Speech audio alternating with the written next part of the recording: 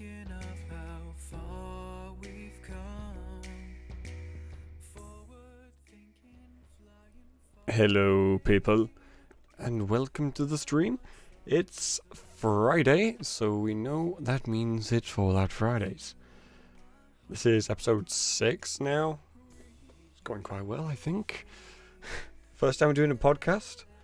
But yeah, I'm thinking once we hit 10 episodes, I'll probably give it a break for a while or try a different style podcast. Kind of like making to seasons of it or something like that. But yeah, today's stream is going to be a shorter one. It's just going to be the podcast section today. There's not going to be the gameplay after it, just because I have a long drive tomorrow and I could do with making sure that I'm well rested for it. I don't want to be falling asleep whilst driving down the motorway. Doesn't really go well. Yes, today's episode will be watching the Stalker 2 trailer. And yeah, I'll be talking about what I think the trailer hints at, and also what I'd like to see in the game when it does get released. But before we do that, actually, I need to put the talk show music on real quick.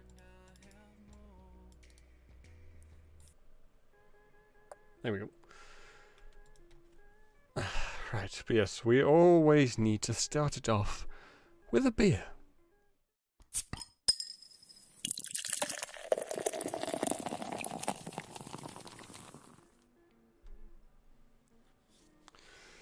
So yes, I'm looking forward to this one, because this is one that I know very well. I've probably mentioned this quite a few times, and some of you already probably know what it is. It is, of course, Peroni. Peroni is an Italian beer. I believe the brewery started in 1846-ish. It's definitely 1840s. And they started doing the this brand in particular, Nastro Azzurro. They started brewing that in the 1960s. But yeah, before they had like the main Peroni brand, which that's I believe what started off the brewery. But yeah, this is my favourite beer. I have not had one in a while, because yeah, I haven't had any reason to. I haven't been able to go out and see family. Usually when we go around to my family, around to my parents for a barbecue or something, we'd usually have a few of these. Head gain crap. You know, that probably means something else. Also, I need to put the bottle cap in the tin. What am I doing? I'm not collecting it. There we go. Also, the glass kind of dwarfs the amount of beer that's in there. I think I should probably get a smaller glass. I mean, the massive glass was fun because it's big. People seem to like things that are stupidly large. Anyway.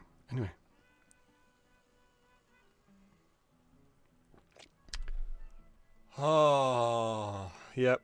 Still my favourite.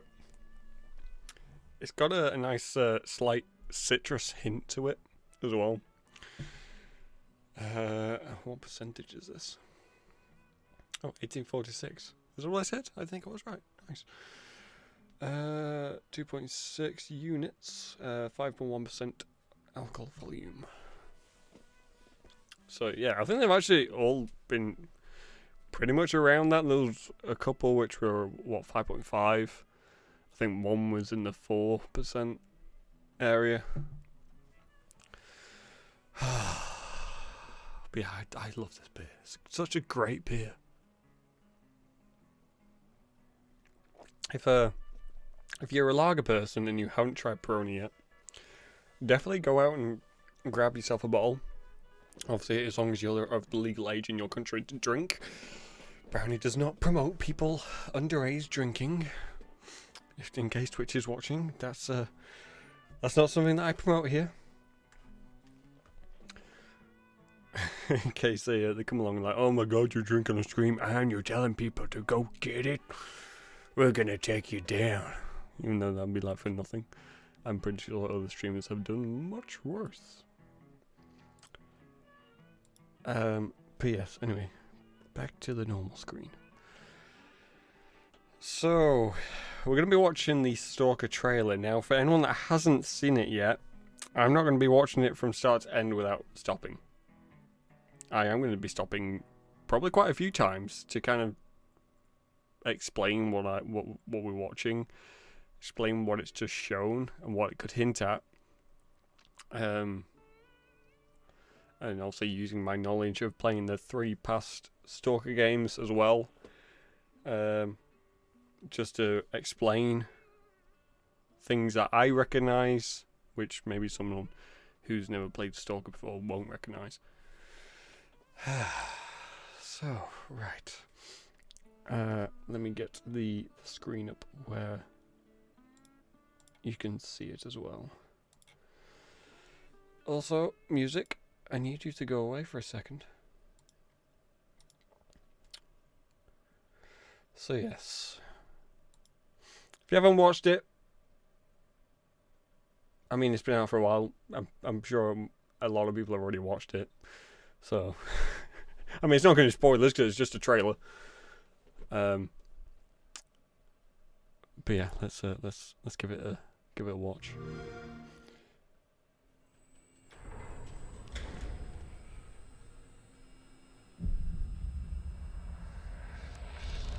It's just the sounds. The sounds just take me back. Iconic Ferris wheel scene there. There's these things running along the bottom as well. Can't make them out where I stopped it there. These, I think they're dogs. They look like they may be dogs. There's 2 or 3 types of dogs in Stalker. There's the mutant dogs, blind dogs, and the pseudo dogs, if I said their name right. The pseudo dogs are the most mutated. They have special abilities. I want to say the ones that are running here are most likely the pseudo dogs, just because of the way they're moving. There's a way of me showing this in slow-mo. That might be a little too slow, but that's a very haunted sound. Although they look even too small for the dogs. Unless they've added in large rats or some sort of mutated rabbit. In terms of the movement, for me, if they are a dog or a type of dog from Stalker, they look more like the pseudo dog. Just because of their movements and a little bit because of their shape. The pseudo dogs are the ones which actually kind of have some fur, whilst the other 2 types, if I recall correctly, either have very, very fine short fur or don't have any fur. So yeah, I think they may have hinted there that the dogs are going to be in it. This one does.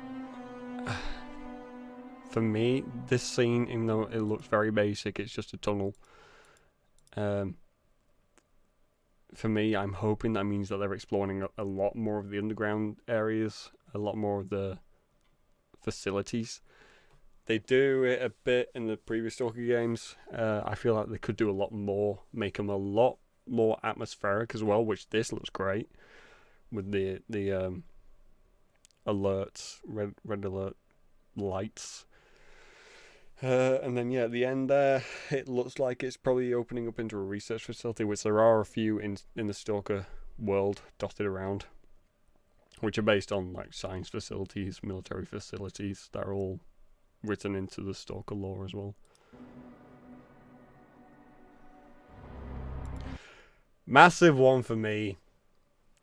For anyone that hasn't played Stalker games, this thing here, that's an artifact.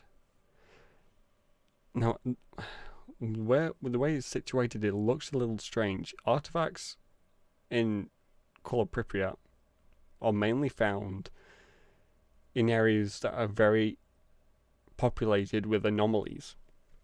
Anomalies are basically these things in around Chernobyl are caused by the radiation. They basically they make like bubbles of areas where the environment or the gravity or whatever works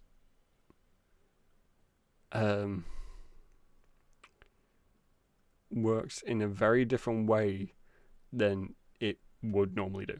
Basically, they are anomalies in terms of science.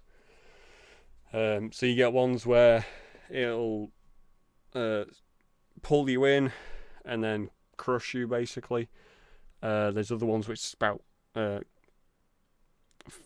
basically throw fire at you. They look like flame throwers.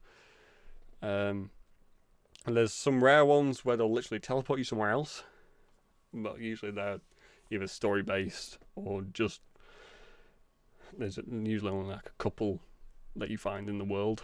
Trying to remember a few of the other ones. Ones that crush you, yeah, I mentioned them. There's ones that throw you up. There's steam ones, kind of which works similar to the flamethrower ones, and yeah, ones that pull you around. Ones that kind of work sort of like hurricanes or vortex. They'll literally kind of just spin you and throw you. And they're all basically trying to. It's kind of them making it so that the zone, the atmosphere itself, is trying to kill you, not just the mutants and the other stalkers in the game, in the world. The actual environment and the zone is made out to be a living thing that wants to kill you. It doesn't want you to get near to the center. Yeah, when you play the game, you kind of realize that it's not just the zone that's trying to do that. There's things manipulating it. There's a group of people manipulating it to try and make it do that.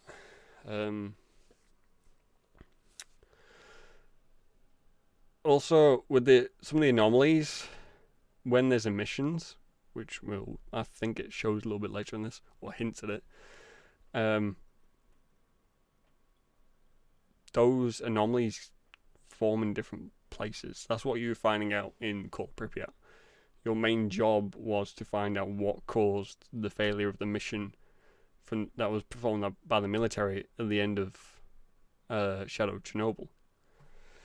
And yeah, you uncover that when there's an emission, the anomaly maps that the scientists were able to make were made redundant because those anomaly hotspots moved. And then yeah, in the background you see that flashing. Again, those look like dogs. That flashing there, that for me it hints at the possibility of a few things.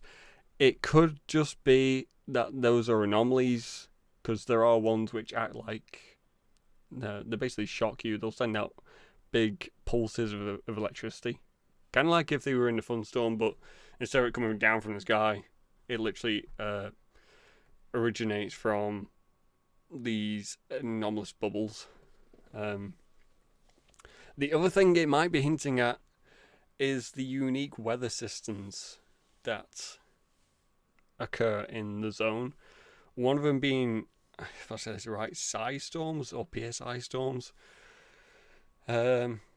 which I don't really know how you explain. They're kind of like an incredibly active, incredibly deadly thunderstorm. You do also get thunderstorms happening in the zone. I'd love watching them in Call of Pripyat because they just make it so atmospheric. They also seem very active compared to a typical storm. But yeah, I'm hoping this hints at PSI storms, but it could also possibly hint at an emission. Although its characteristics seem more like an electric anomaly or a PSI storm. The emissions, they didn't usually give off that blue. They more gave off like an orange explosive haze. Because basically an emission was, there was a, I should have reminding myself by reading up on it again. It's basically there's a facility in the zone where this radioactive gas builds up. Because there's this facility called Sea Consciousness, which is this group that kind of manipulate the zone and don't want people to get into the middle because they don't want to find out about this facility. That's a spoiler, by the way, in case people haven't played the first three. There's gonna be a lot of spoilers in this, like I mentioned before. But yeah, this facility, the way it powers itself is, it uses a lot of that reactor and nuclear facility, and then when it exhausts it, it builds it up until it just emits, and then sends like a radioactive blast wave across the zone. So that if you are above the ground, if you're out in the open, it'll be like a bomb raid siren goes off, and you're basically told to get to the nearest shelter or cover that you can find, and wait until the emission blows over. Because if you're outside when it hits, it will kill you. I know in Call of Chernobyl, which is an overhaul mod, you get the option to tell it to kill you. Well, basically, anybody that's out in it, you get the option to have them die when they're hit by the emission, have them turn into zombies when they're hit by the radiation, hit by the emission. I think there's another one where it gets them to explode when they're hit by it. But I think the one that I prefer the most is the zombie one. I think it makes it a little bit more survival-esque. Also, I've never actually looked into how the zombies occur in Stalker. I don't know if they're sleeper agents or something that have got completely, their mind's been completely turned to mush from the group that basically make these sleeper agents. But I think people being out in the emission could be a good lore story for the zombies. So if they kind of made that work into the I'm pretty sure in the vanilla one they do die when they're hit by it. I don't think they turn into zombies in the vanilla one. I might be wrong, but I'm pretty sure they die. But it would be nice if they made it in this one where they somehow write it into the lore, or just say we're rewriting some of the lore because we feel like it works a bit better, and saying when you get hit by an emission, or when an AI or whoever gets hit by an emission, they turn into zombies, or there's like a percentage rate that half will die, half turn into zombies or something like that. But yeah, I do hope they have emissions in the new one. I don't see why they wouldn't, because Call of Pripyat, in terms of the story timeline, is the latest one, and if I recall correctly, you don't find a way of stopping the emissions. I don't think, I'm trying to remember if PSI storms are actually a vanilla one, or if they were just a Call of Chernobyl add-in. It may have been that they were originally looking at adding them into the vanilla stuff, and then they were added in to the Call of Chernobyl overhaul mod. Because yeah, the overhaul mod does add in a lot of the stuff that was cancelled from the original games. So they'll add in a few of the mutants that they were looking at adding in, but then for whatever reason they didn't feel it fit in, or they couldn't get it to work in the way they wanted to, so they took them back out. Yeah, I'm hoping this means there's either storms or emissions are being kept in. Now when I saw this bit, the way that all those sparkle bits, they are what I mean by the anomalies. The bolt has become like an add-on thing in Stalker, because when you start off, you have very basic equipment, and as you progress, you can get anomaly detectors. From very basic ones, which are basically like a round screen, and then it points in the direction that the anomaly is, to the very sophisticated ones that are made by the scientists, where it'll be like a radar and it'll literally pinpoint where all the anomalies are and even pinpoint where artifacts are. But yeah, when you first start off, you have none of that equipment. You start off with usually like a handgun or a very, very bad rifle of some sort. And then you'll have a bolt and a knife. The bolts are used exactly in the way that this is showing. They are used to pick up where anomalies are. You throw them at the anomalies and they will trigger the anomaly.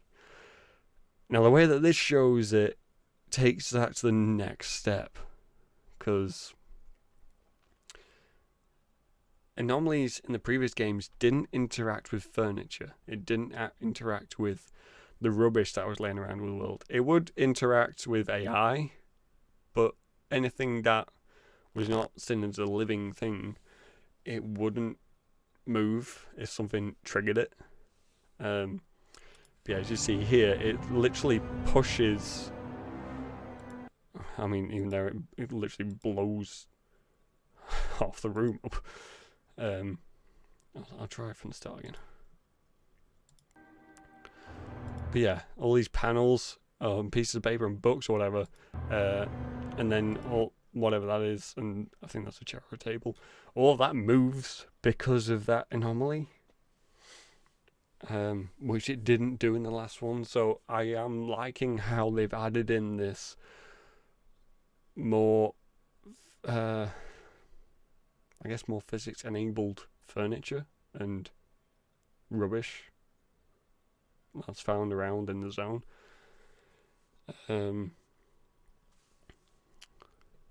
Actually, no, saying that, there were a couple of things that the anomalies did interact with. Nothing on this scale. In the original ones, you had wooden crates, which you could break open, and they'd have ammo or grenades or food or whatever inside them. The anomalies would interact with them. They would pull them in, destroy them, break them, whatever. But if there was a chair nearby, or a bed, or a cupboard, or even just these books on the ground, they wouldn't interact with that. But yeah, that massive one at the end, that does kind of, I mean, literally, it's blown half the furniture across the room. That does take me back when I was trying to make my way through a shock anomaly, and it just goes off in your face. And depending on how far you progressed in the game and what grade equipment you have, it could easily kill you in one blast. That's why you have to be so careful in the anomaly areas, because those things could very easily kill you. Even if you have the really good top grade equipment, that could still kill you in 2 or 3 hits. If you triggered the big anomalies 2-3 times, it will blast through your health. This one excited me even more than seeing the bolt interaction, because this massive fuck off anomaly moves the damn cars. Now this looks like it's in it looks like a swamp region, which is kind of mixing with a junkyard. The swamp region was introduced in Clear Sky, because it's where the Clear Sky faction was, as well as the Renegades. The Clear Skies were kind of like a scientist faction. The Renegades were more like a bandit faction. And then the junkyard. I can't remember if the junkyard was from Clear Skies, or if it was an area in the game that was originally going to be one of the... an area in the lore that was originally going to be one of the games, but then got cancelled, because it's in Call of Chernobyl. I want to say maybe in Clear Sky. But yeah, so the way this thing pulses, and then all that moves, and it affects the light levels as well. It's even pulling on the trees. Now I'm trying to think of an artifact, an anomaly that I know that acts in that way, but on that scale. There are ones that act similar, but I don't know one that acts to that extent. Usually the ones which are kind of like this, where it's lifted and it's that bubble shape, they're usually the teleporters. They're usually to do with the story, or you use them in some point of the story. And yeah, you jump into them, they'll teleport you somewhere. I can't remember one at this scale that does this crushing. So it might be that they're adding in a few new anomalies, which I have no issue with. I would love to see a few new anomalies, as well as other new stuff added into the game. For Stalker players, very iconic site. This is the Cordon. This is the village in Cordon, which is also known as the Rookie Village. It's where you start off in Stalker Shadow of Chernobyl. And then yeah, I mean, it is all pretty much exactly how it was. It's got more rubbish laying around. The houses are done better. They're made to be more falling apart, because it's Shadow of Chernobyl, obviously set probably a few years before this one is set. So it's made to look like it's falling apart even more, because whilst people do, there are stalkers in the zone, so there's people in the zone. You don't really see anyone fixing things up. There's some areas where, like in the duty area, I've forgotten what it's called, starts with R. Pretty sure it starts with R. The duty base, that's pretty well built. You don't really see anyone fixing stuff up, which, I mean, thinking about it, wouldn't be a bad thing for them to add in, where people are trying to keep the bases secure, especially for duty, freedom. A lot of the established factions, the loners, which is what these guys are, they're not really seen as a faction that actively works together. They, hence the name loners. They tend to be on their own or just in small groups. And then they can kind of congregate here. There's a trader here. I've forgotten his name. I'm so bad with the names. Also, everything looks like it's more set in autumn. Because everything's a lot. It's got that brown tinge to it, like Autumn House, but it's also incredibly wet. There's lots of puddles. I can't hear. There's lots of puddles. So it looks like it's set in a very rainy season. So it could be that they have set this game in a specific season. I'm trying to remember the last ones. Because, I mean, Call of Pripyat also was quite... It rained a lot in that one. And the areas that it was set in were also filled with puddles. So maybe... maybe this is set shortly after Call of Pripyat. Maybe Call of Pripyat was... I'm crap with the dates. I can't remember exactly the time period that Stalker Call of Pripyat was set. Going off of memory with how wet it was, how the marsh areas and stuff that you're saying, maybe it was set in the early autumn season, and then this is set further into the autumn season. Also, I mean, they're wearing like woolly hats, they're wearing quite thick clothes, so maybe it is autumn heading into winter.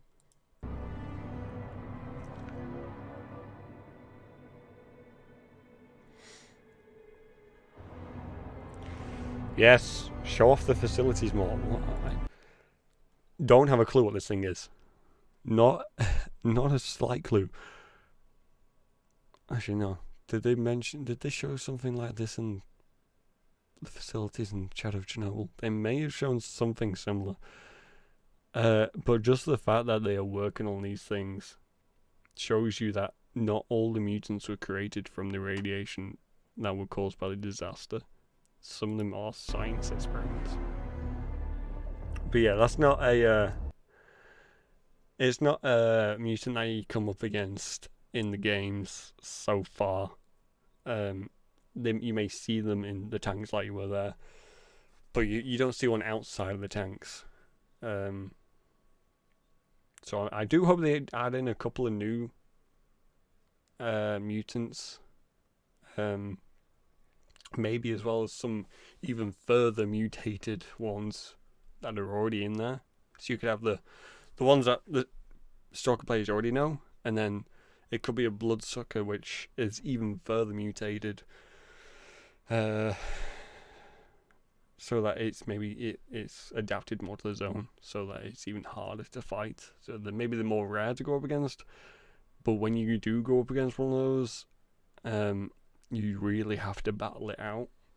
The normal Bloodsuckers, they are quite hard. Basically, they have a very humanoid figure, but their mouth is basically tentacles. I don't know what they're cross between. I'm guessing it's some sort of mutated human, and I guess with an octopus, but I don't really get how they get an octopus in Chernobyl. And then yeah, they have massive claws and stuff that will shred you apart. But the main special ability is they can do this active camouflage thing where they'll literally turn invisible. You can actually no, you can't even see them when you can sometimes see them as this coming out of camouflage.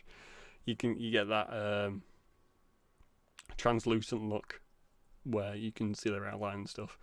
But when they're full on invisible, you can't see them unless you're in water. That's the best time to fight against the Bloodsucker, is when you're in water, because you can see where it moves. If you're out of water, and it's the first one you come up against, I'd honestly say run and shoot when you can see it. If you can't see it, run. Because yeah, as you progress in the game, they aren't too hard to fight.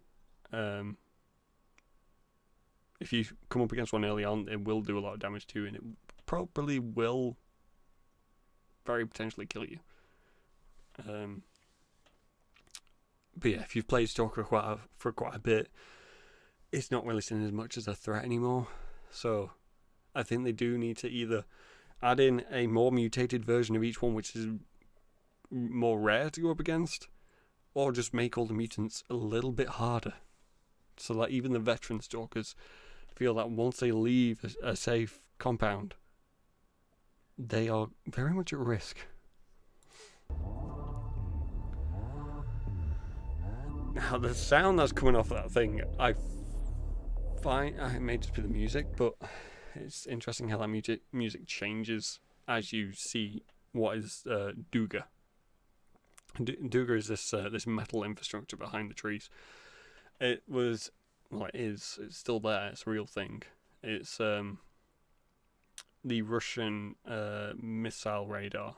So it was built for the Cold War, I believe.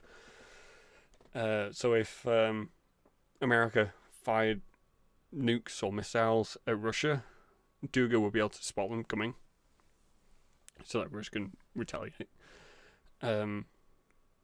It does get shown in Clear Skies, I think it is. It may also get shown in Shadow of Chernobyl, but it's not really got like a key role, I don't believe. It's just placed in the game. I don't remember if it has any significant effect on the story, or if it's just an iconic thing that they thought, okay, we have to put this in, so at least it's there. So it would be nice if it. I mean, this looks like it is hinting at Duga playing a bit more of a part in the story, which will be great to actually be able to go to it and visit it properly. And maybe interact with it. Maybe it's causing some sort of frequency that's messing with the stalkers' heads, because there's in Shadow of Chernobyl there's a facility which is basically called the Brain Scorcher. If you go into this into its radius, it'll it frazzles your head and will. I'm trying to remember if it either turns you into a zombie, turns you into a monolith, or kills you. I think it might turn you into a monolith. Monolith is a faction who everyone sees as the enemy, but these beasts are people who brainwashed. They're kind of made into sleeper agents from the Sea Consciousness facility. And yeah, if they see you, they'll shoot you on sight. They're the people. They've been brainwashed to basically work as a faction that will stop you from getting to the center of the zone.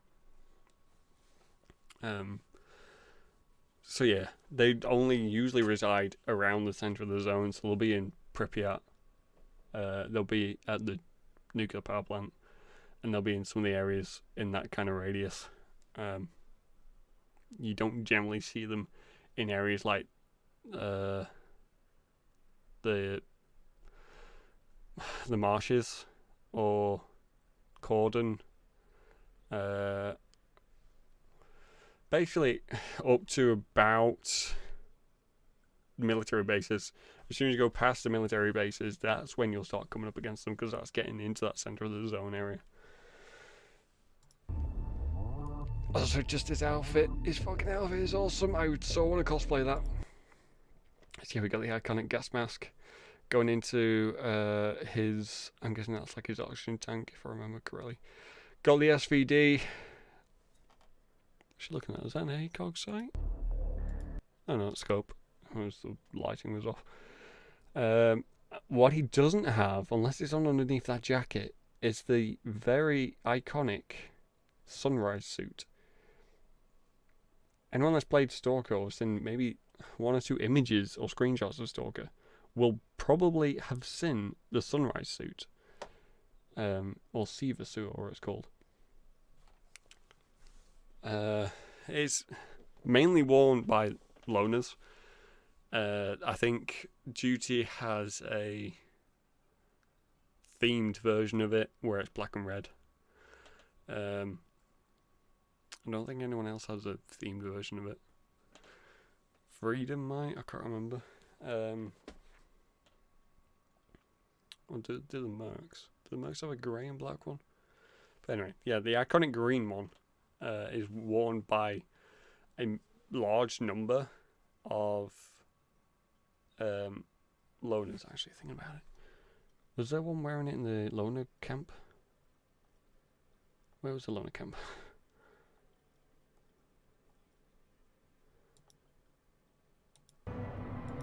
Him.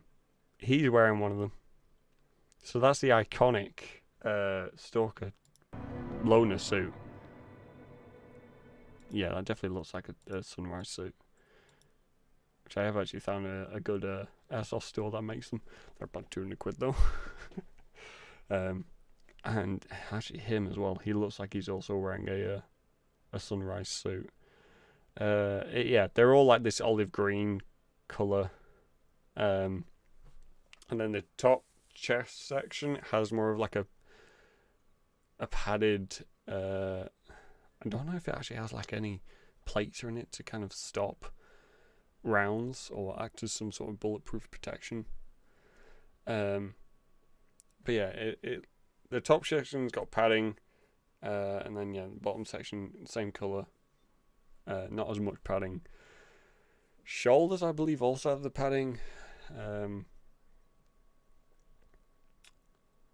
Now it also looks like he's wearing one of the Russian standard issue ponchos during World War II. If anyone's seen the film Enemy at the Gates, which was all about Vasily Zaitsev, he wears one of these standard issue ponchos. They basically work. They look like tarpaulin. If tarpaulin was a bit more canvas texture and was green, It kind of has like that. It kind of looks like that because it also has the ring holes, so that they could use them as tents as well. So they're kind of like a multi-use kind of thing. If I actually get to kind of get my cosplay together, it will look pretty much exactly how he looks. I don't know if I'll do the gas mask exactly the same as his. There's another gas mask in the Stalker world which I prefer, where it's more of goggles and then the gas mask, because I don't like the ring hole eye slots. I feel like it blocks your view a little bit too much. Or I just go with like what he's got, where it's just the gas mask, no eyes. Obviously, I'd be wearing like goggles for eye pro during airsoft because you have to, for obvious safety reasons.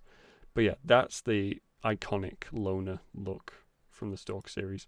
So it looks like they may be trying to make a slightly different look. Saying this like it's new, there are outfits very similar to this. There's one worn by Bandit which looks quite a lot like this. I think it's darker grey or black that the Bandit one wears. There's a brown coloured version of this in the series, which is worn by some other loners. But I don't know one where it's got like all the pouches and stuff on it. Or the gas mask with it as well. Usually when they wear this coat, they don't have a mask on. And yet they don't have this backpack. So yeah, that's the trailer. Honestly, when I saw it, I was just like, yes, it's back on. Because they were originally making it in 2010, and then the GSC went into financial difficulty, and they had to cancel it. And then 2018, they basically came up with a teaser where they made a website called Stalker. I can't remember if it was either stalker.com or stalker2.com. And at first, all it said was 2021 with the dots in between.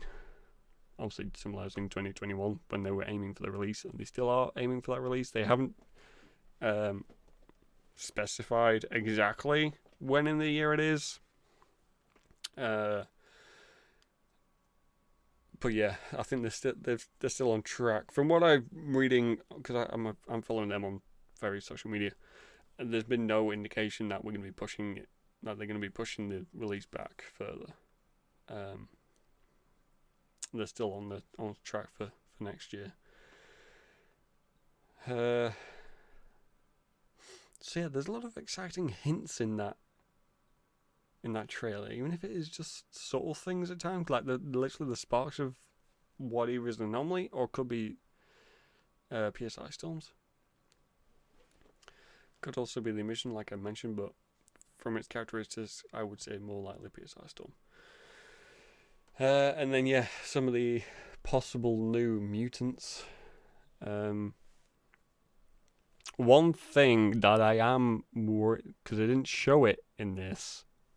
Also, one of the iconic scenes in Stalker is the power plant itself. Now, in Color Pripyat, you do go. I think you can see in the distance. I can't remember if you can actually go to it. And it's a very iconic scene, which everyone knows very well. Now, in real life, in 2016, my croaky little voice. Let me have a drink real quick. Actually, I'll get the music on as well.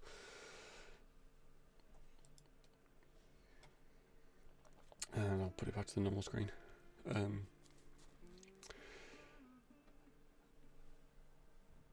But yeah, in real life, in 2016, they put the dome over it, the new confinement dome, or what it was called.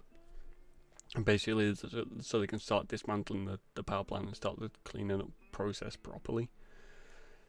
And in Chernobylite, they show this dome. They include it in the game. I'm hoping that they don't in Stalker 2. Because for me, it doesn't fit in with the lore. Because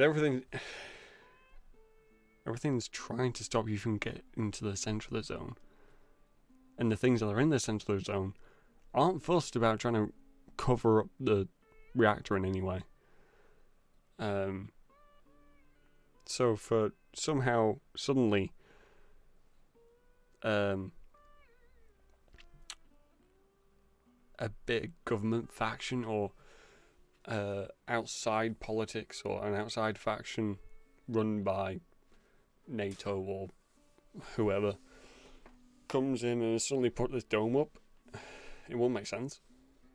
Unless that's what the story is for Stalker 2. You work with a government or some faction outside the zone that has come in to basically take hold of the power plant so that they can put this dome over it. That could work as an alright story. But if it's just there from the start of the game,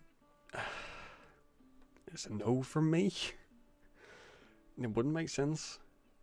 It'll be a big thing to write in that happens outside of a game. Probably too big for them to kind of fit in and get away with it. And yeah, for me, it just wouldn't fit in with the lore. It would be a too hostile area for somebody to be able to get in there, build a massive dome, hold that much land to build it, as well as obviously transport in all these builders and engineers and scientists to get it all built and running and everything. And then obviously the whole thing about the dome is so that they can work underneath and dismantle the stuff without the radiation escaping. Obviously they'll be trucking in and out all the scrap and parts and stuff that they were dismantling. It wouldn't make sense. You'd have to literally take over the entire zone to be able to do that kind of job. And then obviously the anomalies, every time there's a mission, the anomalies change, so then the transport routes would have to change. It would just be too big of a task to make it feasible. What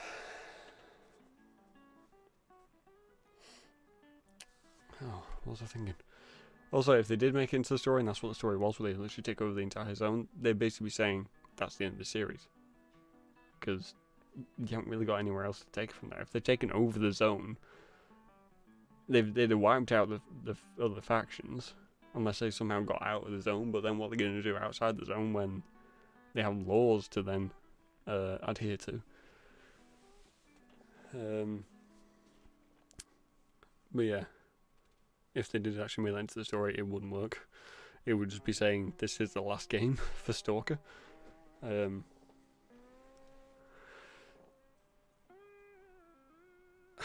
There's been, when they were originally working on Stalker 2, there was hints of, there was bits of data or info released about what the story was.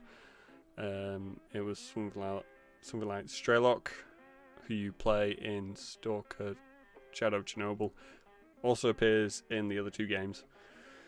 In Stalker 2 originally, the rumoured story was that you meet with Strelok in, I think it's his house or his office or something, and just after your meeting, his office explodes and Strelok dies, or is presumed dead, and everyone blames you for it. Everyone thinks that you've killed him, so then you become like a public enemy number one, and everybody's after you, and I think you have to try and uncover what happened exactly so that you can kind of prove to people that you didn't do it. That's what I read as the rumoured story from the original Stalker 2 development. Personally, wasn't really a fan of that when I read it. I don't really think it...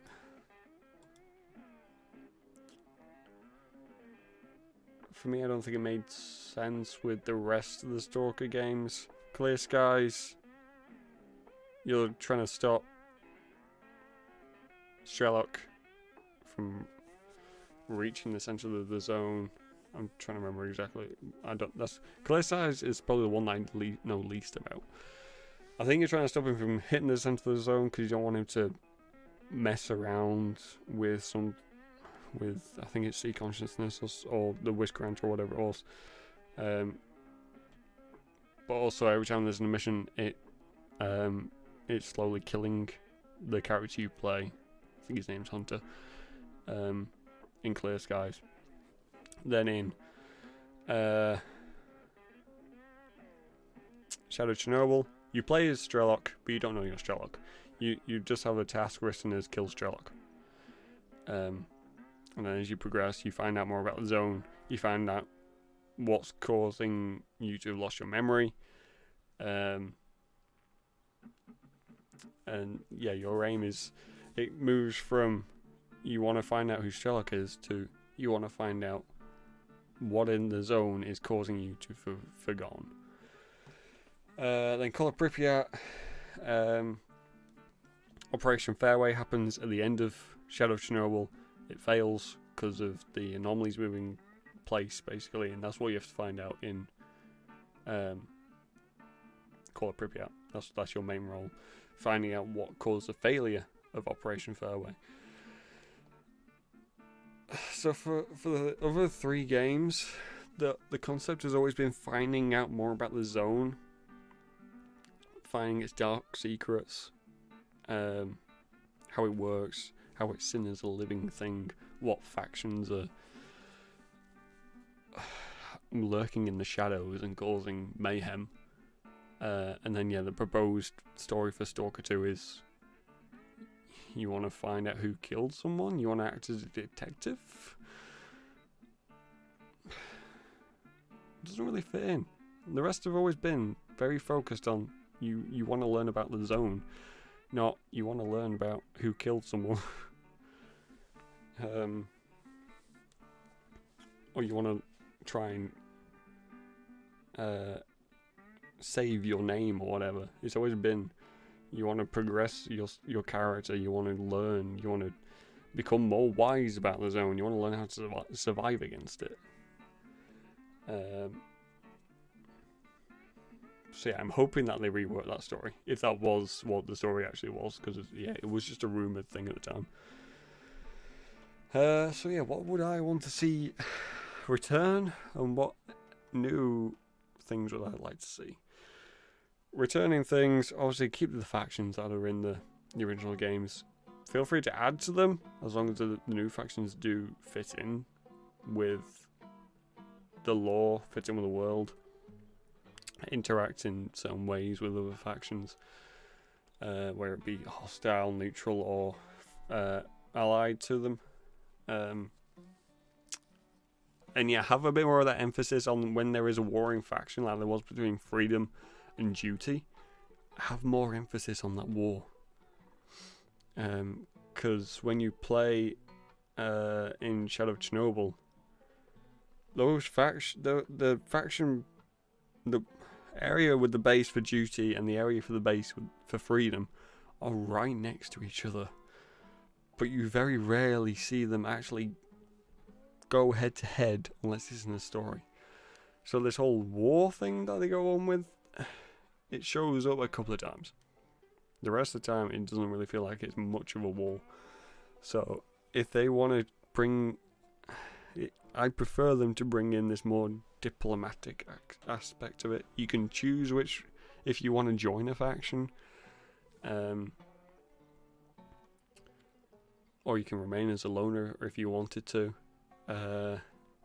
Also, there may be restrictions on if you wanted to join the bandits or maybe the monolith or the military, because they are very hostile. They're hostile to a lot of factions. Bandits, I think it's everything but bandits, basically. Military, it's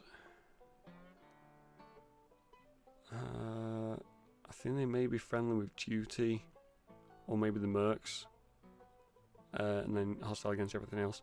Monolith, hostile against everything. because they're brainwashed. They literally just want to stop people from going into their areas. So yeah, if they want to have these wars again, well, saying it actually in Clear Sky, between Clear Sky and Renegade, that was better than it was between Duty and Freedom. So I'd say if they're aiming for something more warlike, maybe look at how they did with Clear Sky and Renegade, and maybe amplify a little bit, just so that you do feel like there are factions actually going at each other, and it makes then the world feel more hostile, as it's supposed to. You're supposed to feel like the world is trying to kill you. Again, I'd like that campfire meeting feel for it again, because when you're in certain camps or there's little hot spots of where stalkers will rest, and then there'll be a campfire and somebody will pull out an acoustic guitar and then they'll do like campfire songs, and that just gave you the feeling of those little moments of joy that they basically don't take a second for granted. Every second they're alive is, well, it means everything to them basically, because the zone is that hostile that they feel like next time they go out could be their last. So they try to enjoy every bit of safety and free time that they have. So yeah, definitely bring back the campfire stuff. Maybe add more songs to it, or add more instruments to it. I think in the other three it's been acoustic guitar and harmonica, and obviously singing as well was one of them. So yeah, definitely bring those back. Maybe just add in that aspect of, cause usually when it was somebody playing the guitar, it would be the person that was playing that would be the one that was singing. It would be nice if when somebody gets out a guitar or the harmonica or whatever they're playing, that maybe the group that's sat with them also joins in a little bit. So you got that camaraderie. And it kind of has that feeling of when we're in safety, we kind of respect that. We kind of enjoy every bit of it. Because we know when we go back out, there's a very likely chance that we could be killed by something or someone. And then one for me is looting, looting. The whole visual of it. Basically, if you kill someone, if you find a body or whatever, and you went to loot them, you open up their what they're holding is just a box full of whatever it is. Gun, armor, food, ammo, just all in this box. And obviously we've seen with recent games in the past 5-10 years, that mechanics has become a lot more advanced. Armor 3, you can do it by their base clothing, their chest rig, and their backpack. And then their helmet, all their headgear, their night vision, their binoculars, and a few other bits and pieces would show up in different sections. So yeah, for Stalker 2, don't just bring back the box. Bring back sections for what they're holding. If they can do it like Escape from Tarkov does, that would be amazing. Literally, where you have to search each pocket. So yeah, in Escape from Tarkov, if you find a body, you can search it. So it may be that you see their chest rig, but you don't know what they have in their chest rigs. You have to search their chest rig, and then it'll gradually show up. And they might have a couple of magazines, and those will gradually show up and when you're searching it. And then they may be wearing trousers. You don't know what they have in trouser pockets, so you can search them. And then as you find things, they'll pop up in the box. And just that mechanic of you have to properly search the body rather than you see the body, you press C on it, you see everything they have straight away. I do prefer that more aspect of you have to search them rather than it's as if they're all their contents are on top of their body, just kind of laid out, presented to you. Yeah, they need to work on adding a more sophisticated and detailed looting mechanism. I think they also need to make, although they did well in the original 3 with making the zone hostile, I think they need to take it to the next step now that we have all these new possibilities and features that we see in games. I think if they did the same with they did in Call of Pripyat, it would probably be seen as a bland game nowadays, especially to new players who haven't played the original ones. They've released the soundtrack for Stalker 2, or one of the soundtracks. Actually, no, I think it's a few of the soundtracks, and they sound great. They definitely give that feel of it's a very hostile world. It's a very tense world. It doesn't give you that feeling of happiness or hope, which fits in perfectly. You don't really want that cheery music when you're fighting against a mutant, or you're just walking along and you happen to walk into an anomaly and get killed by it. You don't really want a hopeful soundtrack to it. You want the music and the environment alone just to give you that sense of there's something out there which could kill me.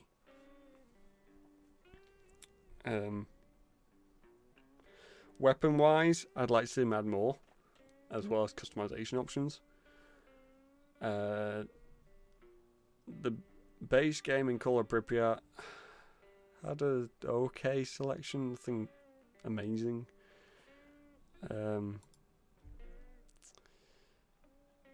Also, it had the AK variants. It had to. It's a Russian-based game. It had to have AK variants. You do also have like M4 style ones. I think they changed the names for a lot of them because I don't know if there was some branding or copyright issue or whatever it was, trademark issue. So yeah, it looked like they changed the names of the weapons for a lot. So yeah, I'd like to see them add more options for weapons, and as well as the add-ons that you can get. Because in the original ones, you had the scope and the suppressor, I think, were the main add-ons. You could modify the weapons where you maybe make it the more reliable or more accurate, but the actual look of it wouldn't change with those kind of modifications. It was when you added in the scope or the suppressor, that's when it changed visually. So yeah, maybe the addition or maybe the possibility to change its stock, add grips, add laser sights, maybe even paint the gun slightly differently or something. That would be a nice feature as well. Also, with it being a very common feature in games nowadays, you know, Fallout, that's got pretty sophisticated weapon modding capabilities. Escape from Tarkov takes it to the extreme. Armor does well with adding in all those options that you can put onto the weapon. I mean, I could go endless with games that do pretty well or give you a pretty extensive list of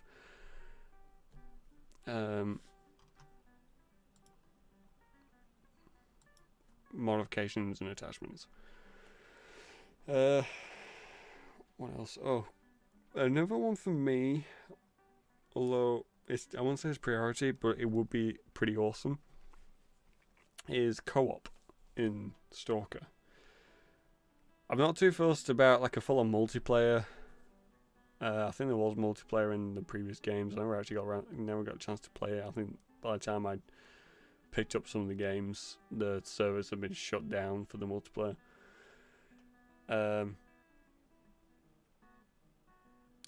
But being able to show your friend around the zone, especially for me, because there's not many people that I know who. I think that's rain. Yeah, there's not many people that I know who absolutely love this series. So I'd love to say to one of my mates, just get the game and play co-op with me. I will show off this world to you. Because the Stalker community has become a bit of like a cult community, in the sense that they're a crazy bunch of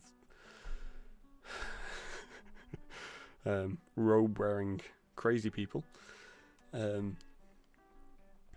more that it's become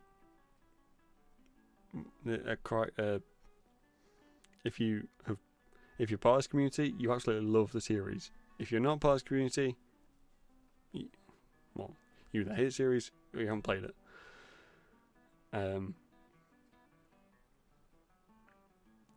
But yeah, the ones that are part of this community go absolutely crazy when a trailer gets released, soundtrack gets released.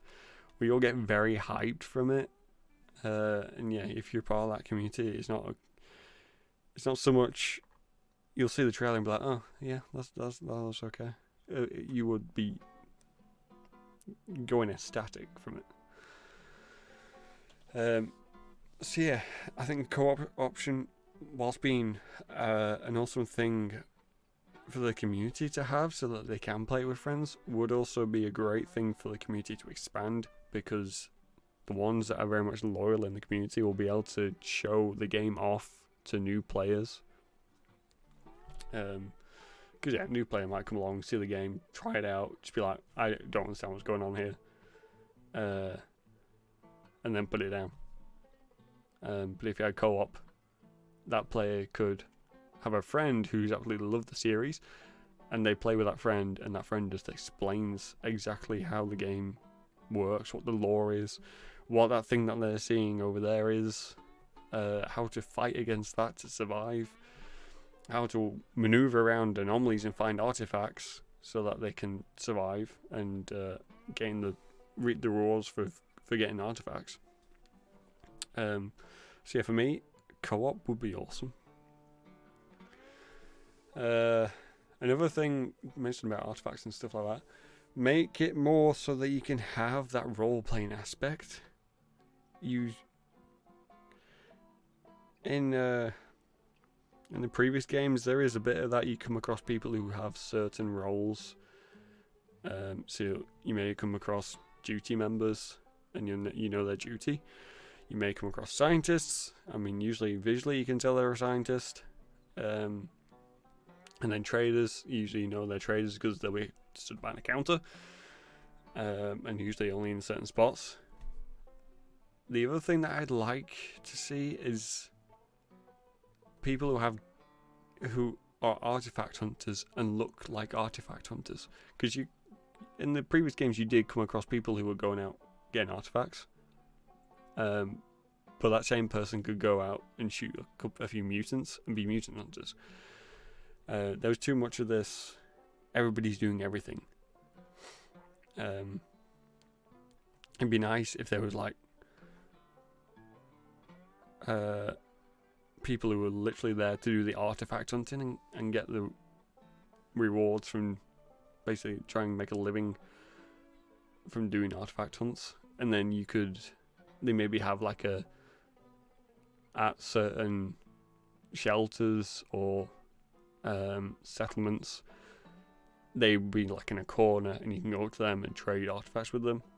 As well as obviously being able to trade it to a normal trader, and the prices may be different because maybe the artifact hunters are after a certain artifact at the time, and you can sell that to them for a higher amount than you would for a normal trader.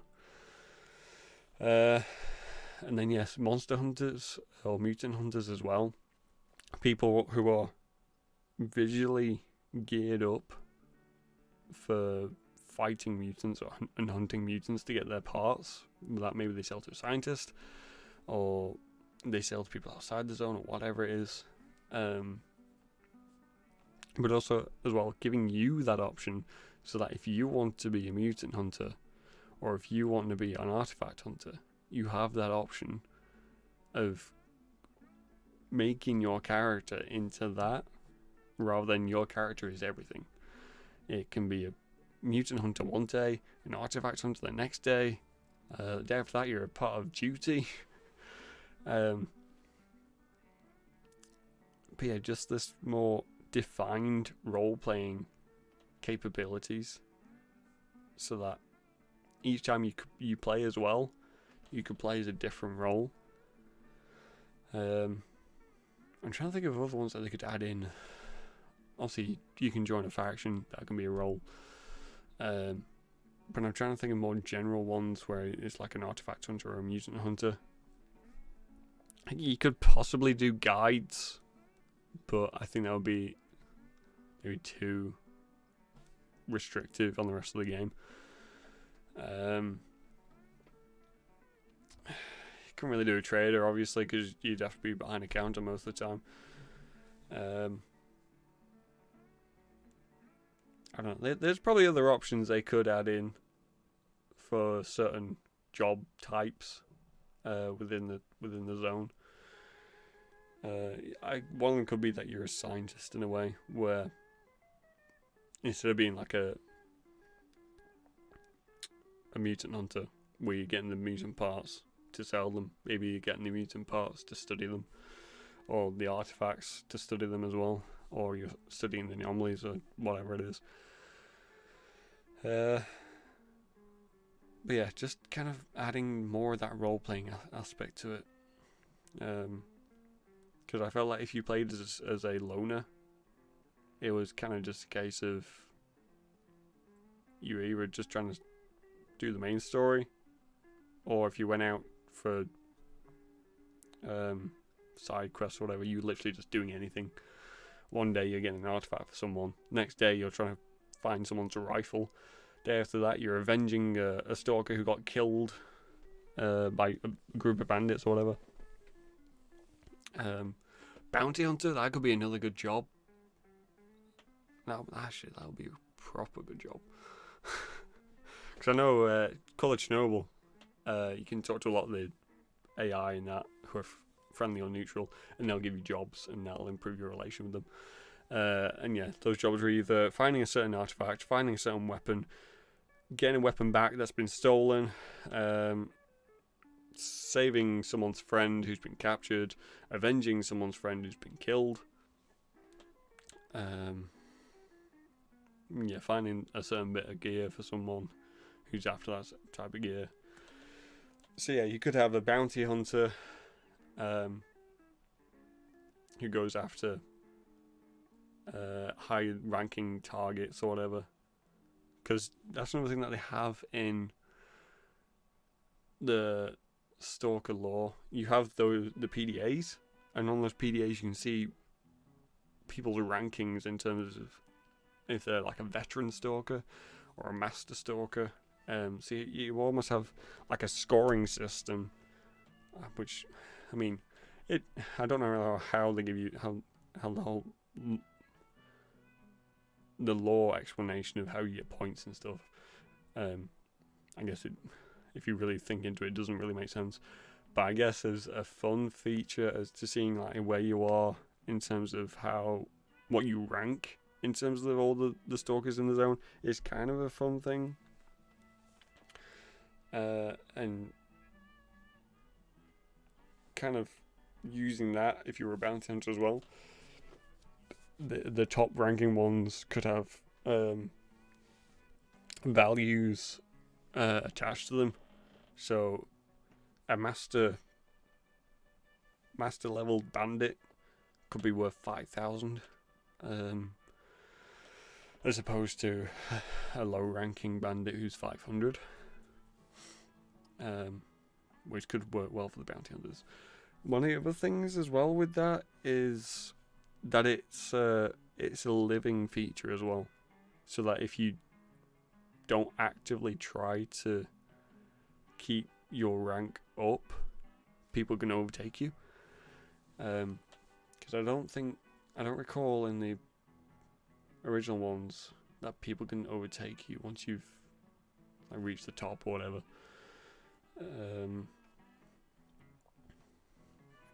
And yeah, I don't think they add in new ones as well when new people come into the zone. I think it literally just stays as it is. Even when people get killed on it, it will show you the info, and maybe you've killed that person, and then they'll update their info saying deceased. So it updates itself from that aspect, but it didn't add in new people, and it didn't show AIs moving up in the ranks. So yeah, maybe making that adaptive would also keep people playing the game because they want to keep themselves at the top. It almost was like a multiplayer leaderboard, but it's built into the AI system, so it doesn't have to be multiplayer. It can be single player, and you're competing with the AI. One of the things I'd like him to add into the game, I had thought of one just then, but I can't remember what it was. It's gone. I guess one of the things that we do know about the game, which I do love, is it's going to be the biggest open world game that they've done. In the previous games, it's been areas that you have loading screens in between. I can't remember how many they have in Stalker, Shadow of Chernobyl, which I think is the biggest one. It's like 6, 7, or 8 different areas that you load into, and each one's quite large. For the time it was anyway. And then yeah, the world as a whole thing was massive. But yeah, it was broken up by these loading screens. So it looks like the Stalker 2 isn't going to have those loading screens. Everything is going to be accessible from one screen, if you know what I mean. I'm guessing it'll still work as when you go into the facilities, there'll be a loading screen there, kind of like there is in Fallout. You have the overworld as one loaded in area, and then when you went into a building, you load it into the building. I think if they made it so that the underground areas or facilities or buildings, whatever it is, also were in that overworld loaded in area, it would probably mean that they'd have to take a step down in terms of the level of detail that they can add into these areas, which I'd prefer to load into a building so that building was properly kitted out and detailed, to show off its setting and everything, then yeah, just being part of a big world where everything's kind of empty. I can't really think of anything else. I mean, it's just general additions to the game. So a few more mutants, a few more factions. I don't think they could add too much to the weather system at the minute. A couple of new places would be nice as well. Maybe expanding a little bit into Belarus, and you can get that culture in there as well, because a lot of the radiated zone is actually in Belarus as well, in the real life exclusion zone, because everyone just thinks Ukraine.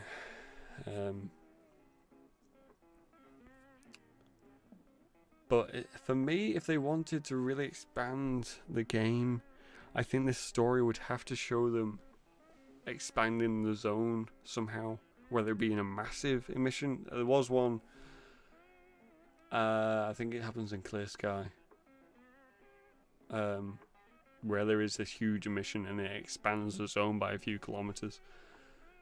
So yeah, if they wanted to expand the world that they have to work in, and maybe add in new areas for people to explore. Obviously it wouldn't be available in Stalker 2. This will be what happens in Stalker 2 that leads into this. Yeah, it will be a case of, in Stalker 2, they make the story around maybe your role is from a bad guy's point of view. So maybe you're not with the usual factions that you enjoy, or maybe you start off as a loner and you get enticed by freedom. You want to expand the zone. And yeah, you go to the power plant and maybe you set off a larger scale explosion, which instead of going for a 30-kilometer radius exclusion zone, which I think it is, I can't remember off the top of my head, it goes for like a 300 radius kilometer exclusion zone. And then you can expand that further, and that gives the devs more options if they do like a Stalker 3, 4, 5, etc. for what they can do with it. But yeah, I think I've pretty much talked about everything I'd love to see them add into Stalker.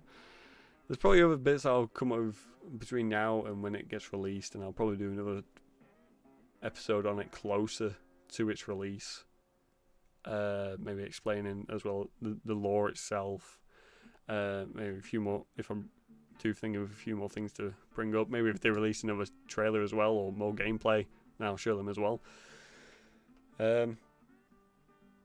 But yeah, that's all I can add at this time. They've literally just released a few soundtracks, a couple of art bits, which I think most of them are places that we recognise from previous games, where they've just shown it done up in the new engine or just as concept art. And then the trailer as well. So yeah, as they release more stuff, I'll probably do more episodes where I react to it, as long as it's like a chunky bit of a release. If it's just a picture or just a soundtrack, I mean, also I can't show soundtracks because that's copyrighted. I mean, the trailer was probably a little bit risky. I think you can show it because I'm kind of reacting to it, kind of showing it as a news style thing. But yeah, I think I've talked everything I can about Stalker 2 at the minute without going into each little bit that I'd like them to change or add in or whatever, or remove.